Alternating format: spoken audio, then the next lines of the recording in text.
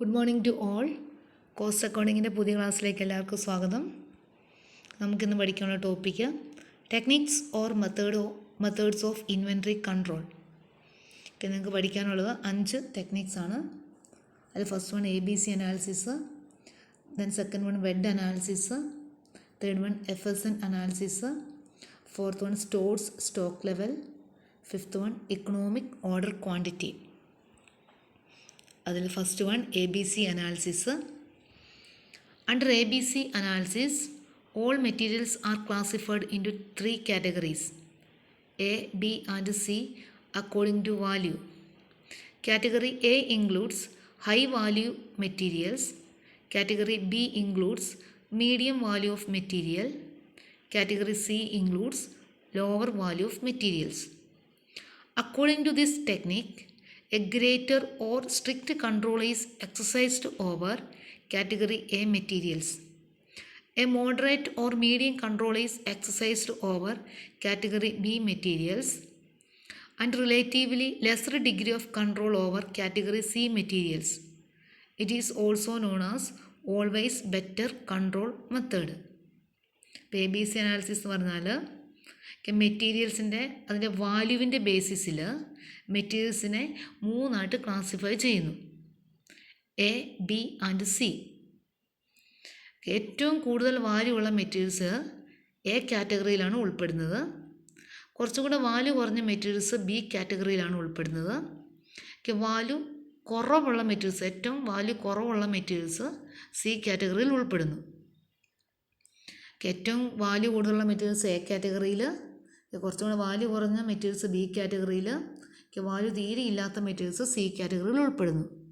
അപ്പോൾ ഈ ടെക്നിക്ക് പ്രകാരം ഏറ്റവും കൂടുതൽ കൺട്രോൾ കൊടുക്കേണ്ടത് കാറ്റഗറി എയിൽ ഉൾപ്പെടുന്ന മെറ്റീരിയൽസാണ്, കാരണം അതിന് കൂടുതൽ വാല്യൂ ഉണ്ട്. രണ്ടാമത് കൺട്രോൾ കൊടുക്കേണ്ടത്, അല്ലെങ്കിൽ ഒരു മീഡിയം കൺട്രോൾ കൊടുക്കേണ്ടത് കാറ്റഗറി ബിയിൽ ഉൾപ്പെടുന്ന മെറ്റീരിയൽസാണ്. ഏറ്റവും കുറഞ്ഞ കൺട്രോൾ കൊടുക്കേണ്ടത് കാറ്റഗറി സിയിൽ ഉൾപ്പെടുന്ന മെറ്റീരിയൽസാണ്, കാരണം അതിന് തീരെ വാല്യൂ കുറവാണ്. അപ്പം ABC അനാലിസിസിൽ മെറ്റീരിയൽസിനെ 3 ക്ലാസിഫൈ ചെയ്യുന്നു, A, B and C according to their വാല്യൂവിൻ്റെ ബേസിസിൽ. വാല്യൂ കൂടുതലുള്ള മെറ്റീരിയൽസ് A കാറ്റഗറിയിൽ പെടുന്നു, വാല്യൂ കുറച്ചും കൂടെ കുറഞ്ഞ B കാറ്റഗറിയിൽ പെടുന്നു, തീരെ വാല്യൂ കുറഞ്ഞ മെറ്റീരിയൽസ് C കാറ്റഗറിയിൽ ഉൾപ്പെടുന്നു. നമുക്ക് ABC അനാലിസിസിൻ്റെ അഡ്വാൻറ്റേജസ് എന്തൊക്കെയാണെന്ന് നോക്കാം. അതിൽ first one, it ensures an effective control over costlier items in which large amount of capital is invested. ഇവിടെ പറയുന്നത് കോസ്റ്റ്ലിയർ ഐറ്റത്തിന് കൂടുതൽ കൺട്രോൾ കിട്ടുന്നു, അല്ലെങ്കിൽ എഫക്റ്റീവായിട്ട് കൺട്രോൾ കിട്ടുന്നു. കാരണം കോസ്റ്റ്ലിയർ ആയിട്ടുള്ള മെറ്റീരിയൽസ് എന്ന് വെച്ചാൽ വാല്യൂ കൂടുതലുള്ള മെറ്റീരിയൽസിന് കൂടുതൽ കൺട്രോൾ കൊടുക്കുന്നുണ്ട്. അത് കാരണം അവിടെയാണ് ഏറ്റവും കൂടുതൽ നമ്മൾ ക്യാപിറ്റൽ ഇൻവെസ്റ്റ് ചെയ്തിരിക്കുന്നത്. കാരണം കൂടുതൽ പണം നമ്മൾ ഇൻവെസ്റ്റ് ചെയ്തിരിക്കുന്നത് വാല്യൂ കൂടുതലുള്ള മെറ്റീരിയൽസിലാണ്. അതുകൊണ്ട് തന്നെ അതിന് കൂടുതൽ കൺട്രോൾ കൊടുക്കുന്നു. Then second one, it helps to use working capital in a better way. Working ക്യാപിറ്റലൊക്കെ നമുക്ക് നല്ല രീതിയിൽ നമുക്ക് ഉപയോഗിക്കാൻ വേണ്ടി സാധിക്കുന്നു. Third one, it leads to reduction in storage cost. Storage cost reduce ചെയ്യാൻ സാധിക്കുന്നു. Then fourth one, it reduces clerical cost. Clerical cost reduce ചെയ്യാൻ സാധിക്കുന്നു. Then investment in materials can be regulated. അതുപോലെ കൂടുതലായിട്ട് നമ്മൾ മെറ്റീരിയൽസിലേക്ക് ഇൻവെസ്റ്റ് ചെയ്യുന്നതൊക്കെ നമുക്ക് റെഗുലേറ്റ് ചെയ്യാൻ വേണ്ടി സാധിക്കും. ഓവർ ക്യാപിറ്റലൈസേഷൻ ഓഫ് മെറ്റീരിയൽസൊക്കെ നമുക്ക് റെഡ്യൂസ് ചെയ്യാൻ വേണ്ടി സാധിക്കുന്നു. അതുപോലെ last one, it helps to maintain high stock turnover ratio. നമ്മൾ കൂടുതൽ സ്റ്റോക്ക് ടേൺ ഓവർ റേഷ്യോ ഒക്കെ മെയിൻറ്റെയിൻ ചെയ്യാൻ വേണ്ടി സാധിക്കുന്നു. സ്റ്റോക്ക് ടേൺ ഓവർ റേഷ്യോ എന്ന് പറഞ്ഞാൽ നമ്മുടെ മെറ്റീരിയൽസിനെ പെട്ടെന്ന് സെയിൽസ് ആക്കി മാറ്റുന്ന ആ റേഷ്യോ, മെറ്റീരിയൽസ് എത്രയും പെട്ടെന്ന് സെയിൽസ് ആക്കി മാറ്റുന്ന റേഷ്യോയ്ക്കാണ് സ്റ്റോക്ക് ടേൺ ഓവർ റേഷ്യോ എന്ന് പറയുന്നത്. അപ്പോൾ ആ മെറ്റീരിയൽസിനെ, നമ്മളുടെ കയ്യിലുള്ള സ്റ്റോക്കിനെ നമ്മൾ പെട്ടെന്ന് സെയിൽസ് ആക്കി മാറ്റുന്ന ആ റേഷ്യോ, അതൊക്കെ നമ്മൾ കൂടുതലായിട്ട് നമ്മൾ മെയിൻറ്റെയിൻ ചെയ്യുന്നു. ഇതൊക്കെയാണ് ABC അനാലിസിസിൻ്റെ അഡ്വാൻറ്റേജസ്. നമുക്ക് അടുത്ത് പഠിക്കാനുള്ളത് രണ്ടാമത്തെ നമ്മുടെ ടെക്നിക്സ് ആണ് wed analysis, VED analysis. This techniques of material control is used for control of spare parts, oil, lubricants and such like.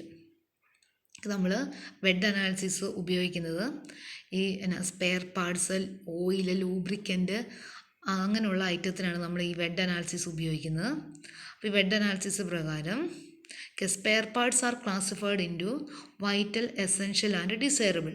Spare parts നമ്മൾ മൂന്നായിട്ട് ക്ലാസിഫൈ ചെയ്യുന്നുണ്ട്. വൈറ്റൽ, എസെൻഷ്യൽ ആൻഡ് ഡിസൈറബിൾ ആയിട്ട് നമ്മൾ ക്ലാസിഫൈ ചെയ്യുന്നുണ്ട്. Vital spares are those which are very critical for production. Vital എന്ന് പറഞ്ഞാൽ നമ്മൾ ഏറ്റവും കൂടുതലായിട്ട് അല്ലെങ്കിൽ ഏറ്റവും ഇമ്പോർട്ടൻറ്റ് ക്രിട്ടിക്കലായിട്ട് നമ്മൾ പ്രൊഡക്ഷൻ ഉപയോഗിക്കുന്ന മെറ്റീരിയൽസ് ആണ്. If these are out of stock it will lead to immediate production stoppage and heavy production losses. അപ്പോൾ ഈ വൈറ്റൽ സ്പെയേഴ്സ് എന്ന് പറഞ്ഞ സ്പെയേഴ്സ് നമ്മൾ വളരെ ക്രിട്ടിക്കലായിട്ട് നമ്മൾ അല്ലെങ്കിൽ ഏറ്റവും നമ്മൾ പ്രൊഡക്ഷൻ വേണ്ടി ഉപയോഗിക്കുന്ന ഒരു മെറ്റീരിയൽസ് ആണ്. അപ്പോൾ ഇതിൻ്റെ അഭാവം അല്ലെങ്കിൽ നമ്മൾ സ്റ്റോക്ക് ചെയ്തില്ല എങ്കിൽ ആ ഓൺ ദ സ്പോട്ടിൽ തന്നെ നമ്മുടെ പ്രൊഡക്ഷൻ അവിടെ സ്റ്റോപ്പ് ചെയ്യും. അതിൻ്റെ ഫലമായിട്ട് നമുക്ക് ഹെവി പ്രൊഡക്ഷൻ ലോസ് ഉണ്ടാകാൻ സാധ്യതയുണ്ട്. അടുത്ത് പറയുന്നത് essential spares are those which are very important. Important ആയിട്ടുള്ള ഒരു മെറ്റീരിയൽസ് ആണ് അല്ലെങ്കിൽ സ്പെയേഴ്സ് ആണ് എസെൻഷ്യൽ സ്പെയേഴ്സ് എന്ന് പറയുന്നത്. Without these production can be done only for few hours or A day. നമുക്ക് ഇതിൻ്റെ അഭാവം എന്ന് വെച്ചാൽ എസെൻഷ്യൽ സ്പെയേഴ്സ് പറഞ്ഞാൽ നമുക്ക് ഇമ്പോർട്ടൻ്റ് ആയിട്ട് ഉപയോഗിക്കേണ്ട ഒരു സ്പെയേഴ്സ് ആണ്. ഇത് നമ്മുടെ സ്റ്റോക്കിലില്ല എങ്കിൽ നമ്മുടെ പ്രൊഡക്ഷൻ നമുക്കൊരു അവേഴ്സ് അല്ലെങ്കിൽ ഒരു ദിവസം വരെ നമുക്ക് ആ പ്രൊഡക്ഷൻ നമുക്ക് കണ്ടിന്യൂ ചെയ്തുകൊണ്ട് പോകാൻ സാധിക്കും. പിന്നെ പറയുന്നത് desirable spares are those which are required for production but factory can manage without them for some times, say a week or even more, because they have some substitutes. ഇവിടെ desirable spares എന്ന് പറഞ്ഞാൽ production ആവശ്യമായിട്ടുള്ളൊരു spares ആണ്. പക്ഷേ ഈ desirable spares നമ്മുടെ കൈവശം ഇല്ല എങ്കിൽ നമുക്ക് നമ്മുടെ പ്രൊഡക്ഷനൊക്കെ നമുക്ക് ഒരു ആഴ്ച വരെ അല്ലെങ്കിൽ ഒരു 1-2 ദിവസം വരെയൊക്കെ നമുക്ക് പ്രൊഡക്ഷൻ നമുക്ക് കണ്ടിന്യൂ ചെയ്യാൻ വേണ്ടി സാധിക്കും. കാരണം അതിന് പകരമായിട്ടുള്ള സബ്സ്റ്റിറ്റ്യൂട്ട് നമ്മുടെ കയ്യിലുണ്ടാകും. അപ്പോൾ നമ്മളിങ്ങനെ ഇവിടെ ശ്രദ്ധിക്കുക, ഇവിടെ പറയുന്നത് പിന്നെ വെഡ് അനാലിസിസിൽ നമ്മുടെ സ്പെയർ പാർട്സിനെ നമ്മൾ മൂന്നായിട്ട് ക്ലാസിഫൈ ചെയ്യുന്നു. Vital, essential and desirable. Vital എന്ന് പറഞ്ഞാൽ പ്രൊഡക്ഷന് ഏറ്റവും അത്യന്താപേക്ഷിതമായിട്ടുള്ള സ്പെയേഴ്സാണ്. ഈ വൈറ്റൽ സ്പെയേഴ്സ് എന്ന് പറഞ്ഞാൽ ആ വൈറ്റൽ സ്പെയേഴ്സ് നമ്മുടെ കൈവശം ഇല്ല എങ്കിൽ ഓൺ ദ സ്പോട്ടിൽ പ്രൊഡക്ഷൻ സ്റ്റോപ്പ് ചെയ്യും. അതിൻ്റെ ഫലമായിട്ട് നമുക്ക് ഹെവി പ്രൊഡക്ഷൻ ലോസേജ് ഒക്കെ ഉണ്ടാകാൻ സാധ്യതയുണ്ട്. രണ്ടാമത്തെ എസെൻഷ്യൽ സ്പെയേഴ്സ് ആണ്. എസെൻഷ്യൽ സ്പെയേഴ്സ് എന്ന് പറയുന്ന ആ സ്പേസ് നമ്മുടെ കൈവശം ഇല്ല എങ്കിൽ നമ്മുടെ പ്രൊഡക്ഷൻ ഒരു മണിക്കൂർ അല്ലെങ്കിൽ ഒരു ദിവസത്തേക്ക് നമുക്ക് പ്രൊഡക്ഷൻ കണ്ടിന്യൂ ചെയ്യാൻ വേണ്ടി സാധിക്കും. ആ ഒരു മണിക്കൂർ അല്ലെങ്കിൽ ഒരു ദിവസം കഴിഞ്ഞിട്ട് നമുക്ക് അതിൻ്റെ ആ സ്പേസ് നമുക്ക് കിട്ടുന്നില്ല എങ്കിൽ ആ പ്രൊഡക്ഷൻ വീണ്ടും സ്റ്റോപ്പ് ചെയ്യാൻ സാധ്യതയുണ്ട്. ദെൻ ഡിസൈറബിൾ എന്ന് പറഞ്ഞാൽ ആ സ്പെയേഴ്സും പ്രൊഡക്ഷൻ ആവശ്യമായിട്ടുള്ള സ്പെയേഴ്സാണ്. പക്ഷെ അത് നമ്മുടെ കൈവശം ഇല്ല എങ്കിൽ പോലും നമുക്ക് ഒരു ആഴ്ച അല്ലെങ്കിൽ ഒരു 1-2 ദിവസം വരെ നമുക്ക് പ്രൊഡക്ഷൻ കണ്ടിന്യൂ ചെയ്യാൻ വേണ്ടി സാധിക്കും. കാരണം അതിന് പകരമായിട്ടുള്ള നമ്മുടെ സ്പെയേഴ്സ് ഉണ്ടാവും അല്ലെങ്കിൽ സബ്സ്റ്റിറ്റ്യൂട്ട് നമ്മുടെ കയ്യിലുണ്ടാവും. അതുകൊണ്ട് നമുക്ക് ഒരു ആഴ്ച വരെ നമുക്ക് പ്രൊഡക്ഷൻ കണ്ടിന്യൂ ചെയ്യാൻ വേണ്ടി സാധിക്കും. അപ്പോൾ ഇങ്ങനെയാണ് നമ്മൾ മൂന്നായിട്ട് വൈറ്റൽ, എസെൻഷ്യൽ, ഡിസൈറബിളായിട്ട് നമ്മൾ സ്പെയർ പാർട്സിനെ ക്ലാസിഫൈ ചെയ്യുന്നു. അപ്പോൾ നമ്മളിങ്ങനെ കൺട്രോൾ ചെയ്യുന്ന സമയത്ത് മെറ്റീരിയൽ കൺട്രോൾ ടെക്നിക്സാണ് നമ്മൾ പഠിക്കുന്നത്. അപ്പോൾ മെറ്റീരിയൽ കൺട്രോൾ ചെയ്യുന്ന സമയത്ത് ഏറ്റവും കൂടുതൽ കൺട്രോൾ ചെയ്യേണ്ടത് വൈറ്റൽ സ്പെയേഴ്സിനാണ്. കാരണം ആ വൈറ്റൽ സ്പേസ് നമ്മുടെ കൈവശം ഇല്ല എങ്കിൽ ഓൺ ദ സ്പോട്ടിൽ പ്രൊഡക്ഷൻ സ്റ്റോപ്പ് ചെയ്യും. അതിൻ്റെ ഫലമായിട്ട് നമുക്ക് കൂടുതൽ ലോസസ് ഒക്കെ ഉണ്ടാകാൻ സാധ്യതയുണ്ട്. അതുകൊണ്ട് ഏറ്റവും കൂടുതൽ നമ്മൾ കൺട്രോൾ കൊടുക്കേണ്ടത് വൈറ്റൽ സ്പെയേഴ്സിനാണ്. ഇത് നമുക്ക് അടുത്ത് പഠിക്കാനുള്ളത് FSN അനാലിസിസ് ആണ്. It is an inventory management techniques. The items are classified into according to the rate of consumption. The items are classified broadly into 3 groups. F means fast moving, S means slow moving, N means non-moving. According to this technique, greater control is exercised on fast moving materials. ഇവിടെ പറയുന്ന FSN അനാലിസിസിൽ rate of കൺസംഷൻ്റെ ബേസിസിൽ materials നമ്മൾ consume ചെയ്യുന്നതിൻ്റെ ബേസിസിൽ മെറ്റീരിയൽസിനെ മൂന്നായിട്ട് classify ചെയ്യുന്നു. അതിൽ ആദ്യത്തെ classification F ആണ്. F എന്ന് പറഞ്ഞാൽ ഫാസ്റ്റ് മൂവിങ് മെറ്റീരിയൽസ്. രണ്ടാമത്തെ എസ് ആണ്. എസ് എന്ന് പറഞ്ഞാൽ slow moving materials. Then N എന്ന് പറഞ്ഞാൽ non moving materials. Fast moving materials പറഞ്ഞാൽ നമ്മൾ നമ്മുടെ സ്റ്റോർ റൂമിലുള്ള മെറ്റീരിയൽസ് നമ്മൾ പെട്ടെന്ന് പ്രൊഡക്ഷന് വേണ്ടി യൂസ് ചെയ്യുന്ന മെറ്റീരിയൽസാണ് ഫാസ്റ്റ് മൂവിങ് മെറ്റീരിയൽസ് പറഞ്ഞാൽ. സ്ലോ മൂവിങ് മെറ്റീരിയൽസ് പറഞ്ഞാൽ ഫാസ്റ്റ് മൂവിനേക്കാളും കുറവാണ്, സ്ലോ ആയിട്ടാണ് മെറ്റീരിയൽസ് യൂസ് ചെയ്യുന്നത്.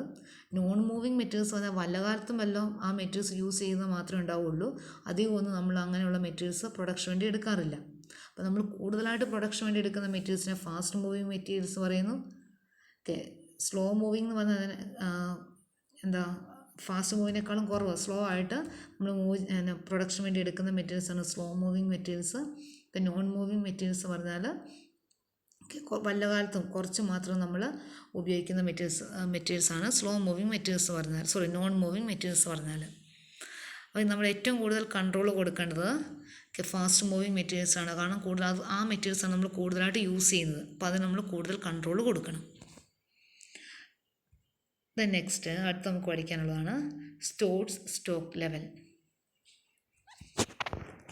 One of the main objectives of material control is to maintain optimum inventory. For achieving this, management will fix different stock levels. This enables the firm to avoid overstocking and understocking of materials. നമുക്കറിയാം material കൺട്രോളിൻ്റെ ഒരു objectives ആണ് maintain an optimum inventory. Optimum inventory എന്ന് പറഞ്ഞാൽ നമുക്ക് ആവശ്യമായിട്ടുള്ള inventory നമുക്ക് കിട്ടുക. കുറേ മെറ്റീരിയൽസ് നമ്മൾ പർച്ചേസ് ചെയ്ത് നമ്മൾ സ്റ്റോർ റൂമിൽ കൂട്ടി വെച്ചത് കൊണ്ടോ അല്ലെങ്കിൽ നമുക്ക് പ്രൊഡക്ഷന് ആവശ്യമില്ലാതെ കുറച്ച് മെറ്റീരിയൽസ് പർച്ചേസ് ചെയ്ത് വെച്ചുകൊണ്ട് നമുക്ക് ഉപകാരമില്ല. നമുക്ക് ആവശ്യമുള്ള മെറ്റീരിയൽസ് നമുക്ക് എപ്പോഴും കിട്ടിക്കൊണ്ടിരിക്കണം. അതാണ് നമ്മൾ ഓപ്റ്റിമം ഇൻവെൻട്രി എന്ന് പറയുന്നത്. അപ്പോൾ അങ്ങനെ ഓപ്റ്റിമം ഇൻവെൻട്രി കിട്ടുന്നതിന് വേണ്ടി മാനേജ്മെൻറ്റ് ഒരു ഡിഫറെൻറ്റ് സ്റ്റോക്ക് ലെവൽസ് നമ്മൾ ഫിക്സ് ചെയ്യാറുണ്ട്. Different stock levels. അപ്പോൾ ഇങ്ങനെ ഡിഫറെൻറ്റ് സ്റ്റോക്ക് ലെവൽ ഫിക്സ് ചെയ്യുന്നതിൻ്റെ മെയിനായിട്ടുള്ള ഒബ്ജക്റ്റീവ്സ് പറഞ്ഞാൽ ഓവർ സ്റ്റോക്കിങ്ങും അണ്ടർ സ്റ്റോക്കിങ്ങും കുറയ്ക്കുക എന്നുള്ളതാണ്. ഓവർ സ്റ്റോക്കിംഗ് എന്ന് പറഞ്ഞാൽ മെറ്റീരിയൽസ് കൂടുതലായിട്ട് നമ്മൾ സ്റ്റോർ ചെയ്ത് വെക്കുന്നതിനാണ് ഓവർ സ്റ്റോക്കിംഗ് എന്ന് പറയുന്നത്. അണ്ടർ സ്റ്റോക്കിംഗ് എന്ന് പറഞ്ഞാൽ മെറ്റീരിയൽസ് കുറച്ച് നമ്മൾ പർച്ചേസ് ചെയ്ത് വെക്കുന്നതിനാണ് അണ്ടർ സ്റ്റോക്കിംഗ് എന്ന് പറയുന്നത്. അപ്പോൾ ഈ രണ്ട് സ്റ്റോക്കിങ്ങും റെഡ്യൂസ് ചെയ്തുകൊണ്ട് ഓപ്റ്റിമം നമുക്ക് ഇൻവെൻട്രി കിട്ടുന്നതിന് വേണ്ടിയാണ് ഡിഫറെൻറ്റ് സ്റ്റോക്ക് ലെവലിലായിട്ട് തിരിച്ചിരിക്കുന്നത്. അപ്പം ഇത് നമുക്ക് പഠിക്കാനുള്ള സ്റ്റോർസ് ലെവൽ എന്ന് പറഞ്ഞാൽ സ്റ്റോക്ക് ലെവൽസ് എന്ന് പറഞ്ഞാൽ ഇത്രയാണ്. 5 ലെവലാണ് പഠിക്കാനുള്ളത്. Re order level, minimum level, maximum level, danger level, average stock level.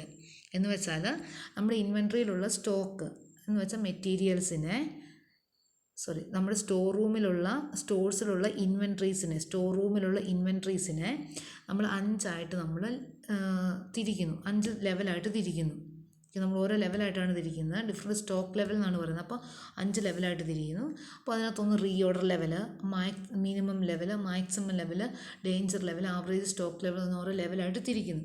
അങ്ങനെ ലെവലായിട്ട് തിരിക്കുന്നതിനാണ് ഈ സ്റ്റോക്ക് ലെവൽ എന്ന് പറയുന്നത്. അപ്പം ഇങ്ങനെ ഡിഫറെൻറ്റ് സ്റ്റോക്ക് ലെവലായിട്ട് തിരിക്കുന്നത് എന്തിനാണെന്ന് ചോദിച്ചാൽ ഓവർ സ്റ്റോക്കിങ്ങും അണ്ടർ സ്റ്റോക്കിങ്ങും കുറയ്ക്കുന്നതിന് വേണ്ടിയാണ്. ഇത് നമ്മുടെ ഓപ്റ്റിമം ഇൻവെൻട്രി കിട്ടുന്നതിന് വേണ്ടിയാണ്. നമുക്ക് ഇതിനകത്ത് പഠിക്കാനുള്ളതാണ് റീ ഓർഡർ ലെവൽ. എന്താണ് റീ ഓർഡർ ലെവൽ എന്ന് നോക്കാം. This is the level at which order is placed four fresh supply of materials. When the stock of material reaches this level, the storekeeper must reorder for this material. Reorder level എന്ന് പറഞ്ഞാൽ നമ്മൾ പുതിയ materials purchase ചെയ്യുന്ന ആ ലെവലിനാണ് നമ്മൾ പറയുന്നത് reorder level. എന്ന് വെച്ചാൽ നമ്മൾ റീഓർഡർ ലെവൽ എന്ന് പറഞ്ഞൊരു ലെവൽ ഫിക്സ് ചെയ്തിട്ടുണ്ടാവും. ആ ലെവലിൽ എത്തുമ്പോഴേക്കും എന്ന് വെച്ചാൽ ആ ലെവലിലേക്ക് മെറ്റീരിയൽസ് എത്തുമ്പോഴേക്കും സ്റ്റോർ കീപ്പർ പുതിയ മെറ്റീരിയൽസിന് ഓർഡർ കൊടുക്കുന്നു. എന്ന് വെച്ചാൽ പുതിയ മെറ്റീരിയൽസ് അല്ലെങ്കിൽ ഫ്രഷ് സപ്ലൈ ഓഫ് മെറ്റീരിയൽസിന് ഓർഡർ കൊടുക്കുന്ന ലെവലിനാണ് നമ്മൾ റീഓർഡർ ലെവൽ എന്ന് പറയുന്നത്. നമ്മുടെ സ്റ്റോർ റൂമിൽ മെറ്റീരിയൽസ് എപ്പോഴാണോ റീഓർഡർ ലെവലിൽ എത്തുന്നത് ആ സമയത്ത് സ്റ്റോർ കീപ്പർ പുതിയ ഓർഡർ കൊടുക്കുന്നു. ദെൻ ഈ റീഓർഡർ ലെവൽ കണ്ടുപിടിക്കാൻ വേണ്ടിയുള്ള ഇക്വേഷനാണ് reorder level is equal to maximum consumption into maximum reorder period. കാരണം നമുക്ക് ഈ ഡിഫറെൻറ്റ് സ്റ്റോർസ് ലെവലിൽ നമുക്ക് പ്രോബ്ലം ചെയ്യാനുണ്ട്. ആ പ്രോബ്ലത്തിൽ നമുക്ക് ഓരോ ലെവലാണ് കണ്ടുപിടിക്കേണ്ടത്. അപ്പോൾ റീഓർഡർ ലെവൽ കണ്ടുപിടിക്കാൻ വേണ്ടിയുള്ള ഇക്വേഷനാണിത്. Reorder level is equal to maximum consumption into maximum reorder period. ഇനി രണ്ടാമത്തെ ലെവൽ നോക്കാം. Minimum stock level. Minimum stock level. Minimum stock level is the minimum quantity of stock that should be held at all times. It is that level below which stock should not normally be allowed to fall. Minimum stock is also called safety or buffer stock. എന്നുവെച്ചാൽ minimum stock level എന്ന് പറഞ്ഞാൽ നമ്മുടെ store റൂമിൽ എല്ലാ സമയത്തും ഒരു minimum quantity of materials ഉണ്ടായിരിക്കണം. അങ്ങനെയുള്ള മെറ്റീരിയൽസിന് പറയുന്നതാണ്, ആ ലെവലിന് പറയുന്നതാണ് മിനിമം സ്റ്റോക്ക് ലെവൽ എന്ന് പറയുന്നത്. നമ്മുടെ സ്റ്റോർ റൂമിൽ എല്ലാ സമയത്തും ഒരു മിനിമം ക്വാണ്ടിറ്റി ഓഫ് മെറ്റീരിയൽസ് ഉണ്ടാകണം. ആ മിനിമം ക്വാണ്ടിറ്റിക്കാണ് നമ്മൾ മിനിമം സ്റ്റോക്ക് ലെവൽ എന്ന് പറയുന്നത്. അപ്പോൾ സാധാരണ രീതിയിൽ ഈ മിനിമം ലെവലിനേക്കാളും കുറഞ്ഞ ലെവൽ സ്റ്റോർ റൂമിൽ വരുത്താൻ സാധാരണ ഉണ്ടാവുകയല്ല. അതിനേക്കാളും കുറഞ്ഞ ലെവൽ ഉണ്ടാകാതെ നോക്കും. അപ്പോൾ ഈ മിനിമം ലെവലിന് നമ്മൾ സാധാരണ രീതിയിൽ സേഫ്റ്റി ലെവലിനും അതുപോലെ തന്നെ ബഫർ സ്റ്റോക്ക് എന്ന് പറയാറുണ്ട്. ഓക്കെ, മിനിമം സ്റ്റോക്കിന് സാധാരണ രീതിയിൽ സേഫ്റ്റി സ്റ്റോക്ക് എന്നും ബഫർ സ്റ്റോക്ക് എന്നും പറയാറുണ്ട്. ഈ മിനിമം ലെവൽ കണ്ടുപിടിക്കാനുള്ള ഇക്വേഷൻ ഇതാണ്. Reorder level minus normal consumption into normal reorder period. ഇതാണ് മിനിമം ലെവൽ കണ്ടുപിടിക്കാനുള്ള equation. Minimum level is equal to reorder level minus normal consumption into normal reorder period. ഒക്കെ ഇതിൻ്റെ bracket എവിടെയാണെന്ന് കറക്റ്റ് ഓർമ്മ വേണം, മാറിപ്പോകരുത്. Reorder level minus normal bracket open ചെയ്യുക, normal consumption into normal reorder period. അതിനകത്ത് normal reorder period കണ്ടുപിടിക്കാനുള്ള ഇക്വേഷനാണ്. നോർമൽ റീഓർഡർ പീരിയഡ് കണ്ടുപിടിക്കാനുള്ള ഇക്വേഷൻ ഇതാണ്. Minimum reorder period plus maximum reorder period divide by 2. Okay, normal reorder period കണ്ടുപിടിക്കാൻ വേണ്ടിയുള്ള equation ഇതാണ്. Minimum reorder period plus maximum reorder period divide by 2. Then അടുത്ത ലെവലാണ് maximum level. Maximum level is the upper level of inventory. This is the level above which stock should not exceed. The main purpose of this level is to avoid overstocking of materials and unnecessary blocking of capital in inventories. Okay, maximum level എന്ന് പറഞ്ഞാൽ നമ്മൾ store റൂമിൽ സൂക്ഷിക്കുന്ന മെറ്റീരിയൽസിന് ഏറ്റവും maximum എത്രത്തോളം നമുക്ക് സൂക്ഷിച്ച് വെക്കാവോ ആ ലെവലിനാണ് മാക്സിമം ലെവൽ എന്ന് പറയുന്നത്. സാധാരണ രീതിയിൽ ഈ മാക്സിമം ലെവലിനേക്കാളും കൂടുതൽ ഇൻവെൻട്രീസ് സ്റ്റോർ റൂമിൽ പർച്ചേസ് ചെയ്ത് വെക്കാറില്ല. അപ്പോൾ ഇതിൻ്റെ മെയിൻ ഒബ്ജക്റ്റീവ്സ് പറഞ്ഞാൽ overstocking of materials reduce ചെയ്യാൻ വേണ്ടിയാണ് മാക്സിമം ലെവൽ ഫിക്സ് ചെയ്യുന്നത്. ദെൻ ഈ മാക്സിമം ലെവൽ കണ്ടുപിടിക്കാനുള്ള ഇക്വേഷൻ ഇതാണ്. Maximum level is equal to reorder level plus reorder quantity minus bracket open ചെയ്തിട്ട് minimum consumption into minimum reorder period. Maximum level കണ്ടുപിടിക്കാനുള്ള equation ഇതാണ്. Reorder level plus reorder quantity minus minimum consumption into minimum reorder period. ഇതിനടുത്തത് danger ലെവലാണ്. It is the level of stock below which the stock should never be allowed to fall. When stock reaches danger level, urgent action should be taken to replenish the stock so that production is not stopped. Danger level എന്ന് പറഞ്ഞാൽ നമ്മൾ സാധാരണ danger level fix ചെയ്യാറുണ്ട്. പക്ഷേ danger level നമ്മുടെ store റൂമിലെ materials danger ലെവലിൽ എത്തിയിട്ടുണ്ടെങ്കിൽ പെട്ടെന്ന് തന്നെ അർജൻറ്റായിട്ട് തന്നെ പുതിയ മെറ്റീരിയൽസ് പർച്ചേസ് ചെയ്യും. അതല്ല എങ്കിൽ ഈ ഡേഞ്ചർ ലെവൽ എത്തിക്കഴിഞ്ഞാൽ പിന്നെ അതിൻ്റെ അടുത്തെന്ന് പറഞ്ഞാൽ പ്രൊഡക്ഷൻ നമ്മൾ ബാധിക്കുന്നതാണ്. അപ്പം ഡേഞ്ചർ ലെവലിലേക്ക് മെറ്റീരിയൽസ് എത്തിയിട്ടുണ്ടെങ്കിൽ എത്തുന്നതിന് തൊട്ട് മുന്നേ തന്നെ പെട്ടെന്ന് തന്നെ പുതിയ മെറ്റീരിയൽസ് പർച്ചേസ് ചെയ്ത് ആ ലെവൽ അവർ ഫില്ല് ചെയ്യുകയാണ് ചെയ്യുന്നത്. അപ്പം ഈ ഡേഞ്ചർ ലെവൽ കണ്ടുപിടിക്കാനുള്ള ഇക്വേഷൻ ഇതാണ്. Average consumption into maximum reorder period for emergency purchased. Danger level is equal to average consumption into maximum reorder period for emergency purchased. Then average stock ലെവലാണ്. Average ആയിട്ട് നമ്മുടെ store റൂമിൽ എത്രത്തോളം മെറ്റീരിയൽസാണ് വേണ്ടതെന്ന് കണ്ടുപിടിക്കാൻ വേണ്ടിയാണ് ആവറേജ് സ്റ്റോക്ക് ലെവൽ നമ്മൾ കണ്ടുപിടിക്കുന്നത്. ആവറേജ് സ്റ്റോക്ക് ലെവൽ കണ്ടുപിടിക്കാനുള്ള ഇക്വേഷൻ ഇതാണ്. Minimum level plus half of reorder quantity. Minimum level plus half of reorder ക്വാണ്ടിറ്റിയാണ് നമ്മുടെ ആവറേജ് സ്റ്റോക്ക് ലെവൽ. അപ്പോൾ നമുക്ക് ഇത്രയാണ് പഠിക്കാനുള്ളത്. ഇനി നമുക്ക് ഇതിനോട് അടുത്ത പഠിക്കാനുള്ള ഇക്കണോമിക് ഓർഡർ ക്വാണ്ടിറ്റിയാണ്. അപ്പോൾ ഇക്കണോമിക് ഓർഡർ ക്വാണ്ടിറ്റി നമുക്ക് അടുത്ത ക്ലാസ്സിൽ പഠിക്കാം. അപ്പോൾ നമ്മൾ ഇന്ന് പഠിച്ച ഇൻവെൻട്രി കൺട്രോൾ ടെക്നിക്സിൽ പഠിച്ചതിൽ ഈ ലാസ്റ്റ് പഠിച്ചത് നമ്മുടെ ഡിഫറെൻറ്റ് സ്റ്റോക്ക് ലെവൽസാണ്. ഡിഫറെൻറ്റ് സ്റ്റോക്ക് ലെവൽസിൽ പ്രോബ്ലം വരുന്നതാണ്. സ്റ്റോക്ക് ലെവലിൽ പ്രോബ്ലം വരുന്നതെന്ന് വെച്ചാൽ reorder level, maximum level, minimum level, danger level, average stock ലെവലൊക്കെ നമ്മുടെ പ്രോബ്ലം വരുന്നതാണ്. അപ്പോൾ നിങ്ങൾ ഇത് നോട്ട് എഴുതുന്ന കൂടെ തന്നെ നല്ല വൃത്തിക്ക് നോട്ട് എഴുതിയതിന് ശേഷം ഈക്വേഷൻസ് എല്ലാം ബൈഹാർട്ട് ചെയ്യുക. ബൈഹാർട്ട് ചെയ്തെങ്കിൽ മാത്രമേ നമുക്ക് പ്രോബ്ലം ചെയ്യാൻ പറ്റുള്ളൂ. ഡയറക്റ്റായിട്ട് തന്നെ നമുക്ക് പ്രോബ്ലം ചെയ്യാം. വലിയ ബുദ്ധിമുട്ടൊന്നുമില്ല. ഇക്വേഷൻ പഠിച്ചു കഴിഞ്ഞാൽ പിന്നെ നമുക്ക് പ്രോബ്ലം ചെയ്യാൻ പറ്റുന്നതാണ്. അപ്പം നമുക്ക് അടുത്ത ക്ലാസ്സിൽ ഇതിൻ്റെ ഡിഫറെൻറ്റ് സ്റ്റോക്ക് ലെവലിൽ നമുക്ക് പ്രോബ്ലം ചെയ്യാം. അതിനുശേഷം നമുക്ക് ലാസ്റ്റ് വരുന്ന ഇക്കണോമിക് ഓർഡർ ക്വാണ്ടിറ്റി എന്ന് പറയുന്ന ടെക്നിക്സും കൂടെ പഠിക്കാം. അപ്പോൾ ഓക്കെ, നമുക്ക് അടുത്ത ക്ലാസ്സിൽ കാണാം.